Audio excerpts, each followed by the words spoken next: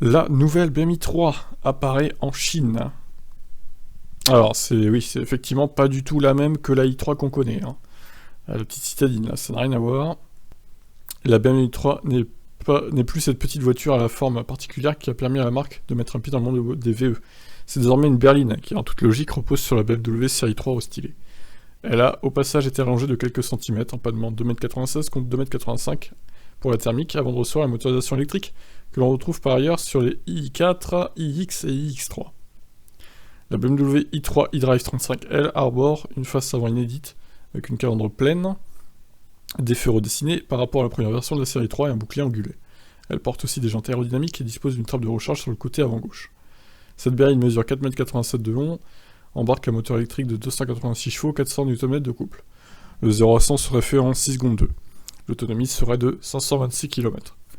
La i3 eDrive 35L a une batterie de 70,3 kWh, 66 kWh réel.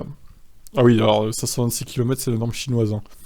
Donc en gros, 400 quoi, 420 peut-être, du LTP. En la branchant à une borne en courant continu, sa batterie est en mesure de passer de 10 à 80% en 35 minutes. Puissance de charge maximale de 95 kW. Ils ont même pas atteint les 100, mais attends, c'est quoi ça? Pourquoi? Le lancement de la nouvelle i3 est prévu dans les prochains jours. Les prix sont pour le moment inconnus. Nous la présenterons plus en détail une fois qu'elle sera officiellement dévoilée par le constructeur allemand. Oh, c'est un peu décevant là, la vitesse de recharge, ils atteignent même pas 100 kW. Pour une BMW. Allô? Y'a pas un problème les gars là? C'est quoi ce délire? C'est n'importe quoi. De toute façon, comme j'ai déjà dit, hein, j'aime pas trop cette marque. Leurs voitures se ressemblent toutes depuis 20 ans. C'est littéralement ça. Hein. C'est terrible.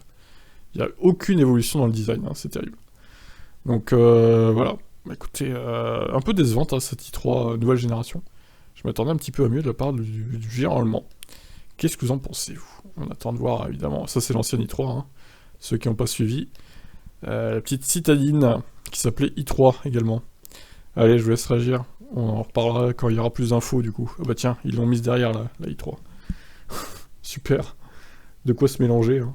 Allez, ciao ciao.